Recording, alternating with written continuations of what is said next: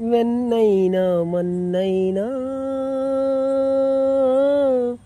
ఒకటే నన్నావు, దొంగవైన కానీ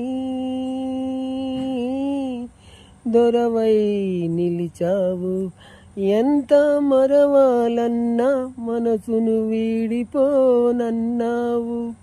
ఎంతో కలవరించిన కంటికి కానరాకున్నావు. ఎవరని చెప్పాలి నేను,